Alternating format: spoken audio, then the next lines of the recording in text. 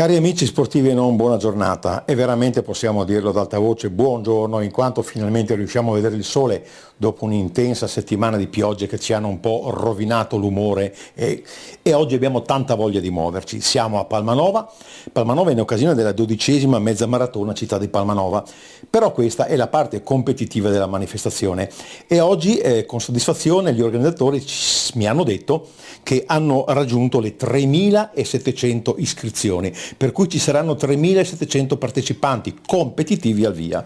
Mentre per quanto riguarda la manifestazione non competitiva, che è la quarta Corro Anch'io, ovvero la manifestazione FIAPS, ancora i numeri non li abbiamo in quanto sono in fase di iscrizioni perché vengono effettuate alla mattina al momento della partenza, per cui noi speriamo bene, vista la buona giornata. Io vi lascerò in ottima compagnia, la quale vi un po' mostrerà e vi farà vedere quali sono queste stupende location che potremmo venire a visitare a Palmanova, e ci vediamo più tardi. Ciao e buon divertimento a tutti.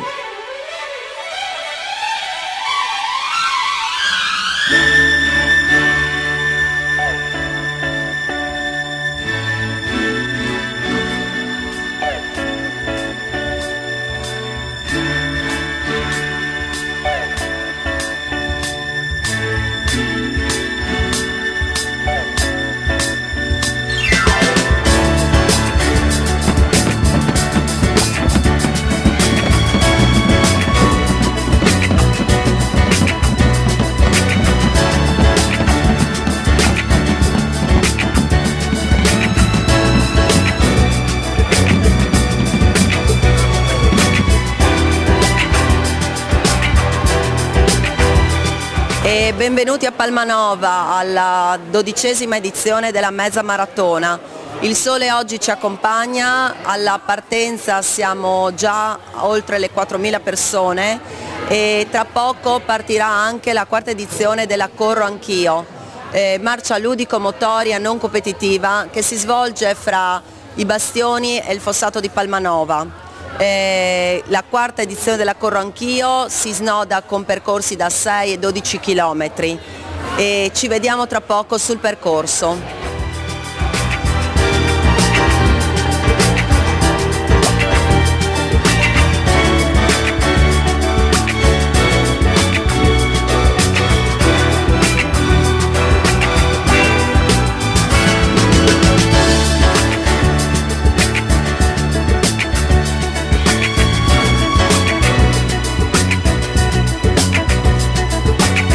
E siamo in prossimità della terza cinta fortificata di Palmanova, ovvero le lunette napoleoniche.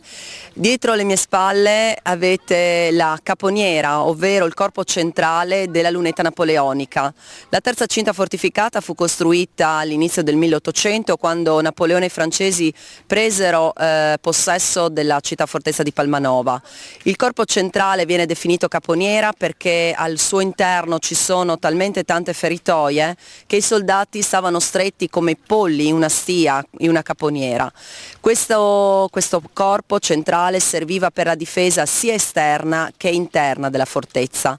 Il corpo centrale, diviso in due piani, inferiore e superiore, non aveva possibilità di essere accessibile dalla parte inferiore per salire sopra. La lunetta era dotata di un gancio che serviva per trasportare con una corda i pesi nella parte superiore, mentre c'era una scaletta che veniva tolta e messa al bisogno, quindi la caponiera era per il nemico invalicabile. Proprio sotto i nostri piedi c'è una galleria sotterranea che permetteva la comunicazione tra la lunetta napoleonica e il fossato. Le lunette napoleoniche chiaramente sono 9 come tutte le altre punte, e questa è stata restaurata o comunque ripulita da alcuni volontari di un'associazione palmarina. Sono riusciti anche a portare alla luce quello che vedete, ovvero il canale di Scolo delle Acque, e riprendere in pratica tutti i sassi e rivedere tutto il selciato originale della lunetta.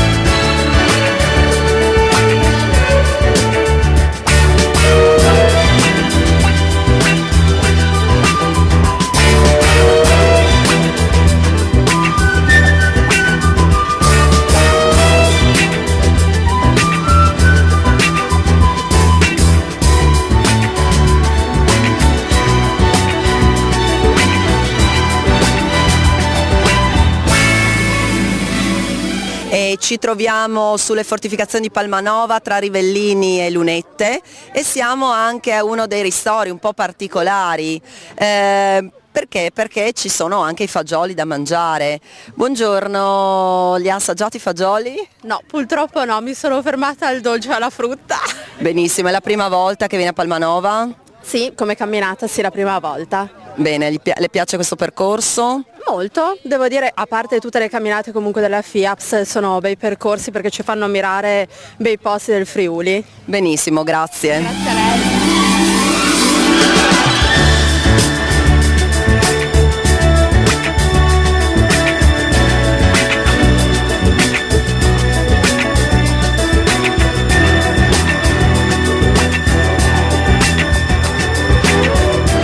E abbiamo un bel gruppo di signore provenienti da? Marostica, provincia di Vicenza. È la prima volta che venite a Palmanova? Sì, Vi piace questo percorso sui bastioni? bellissimo. Benissimo, quanti chilometri avete intenzione di fare? 6. Bene, vedo che questo percorso è perfetto anche per il Nordic Walking, quindi non solo per la corsa, e penso vi siate trovate bene. Molto bene, grazie.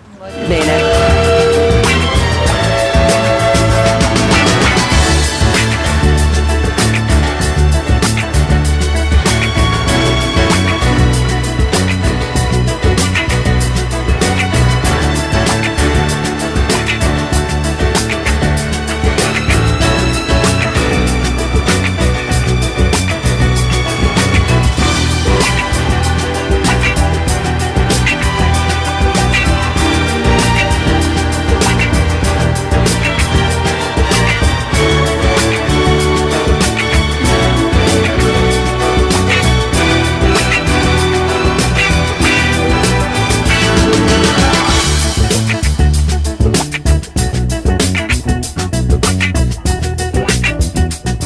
E siamo in presenza del signor Nevio, dico giusto, commissario tecnico. Ci dice un po' di impressioni su questa marcia non competitiva di Palmanova? Allora, innanzitutto devo dire che Giove Pluvio ci ha graziato di una bellissima giornata, il panorama è splendido, posso dire finalmente dopo tanto tempo di rivedere queste meravigliose mura costruite non solo dai veneziani ma anche da Bonaparte, e posso dire che il percorso non presenta difficoltà di sorta, alcuni tratti da stare attenti, però molto molto bello. Complimenti all'organizzazione e alla prossima. Bene, grazie mille signor Nevio.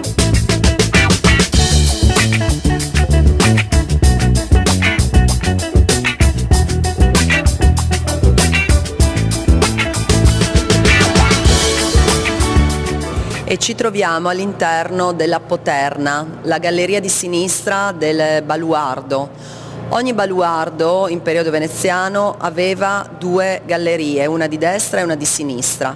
Questa permetteva ai soldati di poter accedere tra una fortificazione e l'altra anche con i cavalli. Qui dietro alle mie spalle vedete proprio l'altezza della galleria dove i soldati passavano a cavallo e anche con le lunghe picche alte fino a 5 metri. Le poterne non tutte sono conservate, potete vedere le nicchie dove i soldati potevano appoggiare le loro cose, i basamenti in pietra dove si poggiava l'illuminazione e anche il camino dove i soldati, attendendo e facendo il turno di guardia, potevano scaldarsi e fare da mangiare. Purtroppo il luogo è stato deturpato da questi graffiti. Pur amando l'arte graffittara, trovo che non sia il luogo giusto per lasciarci il loro segno.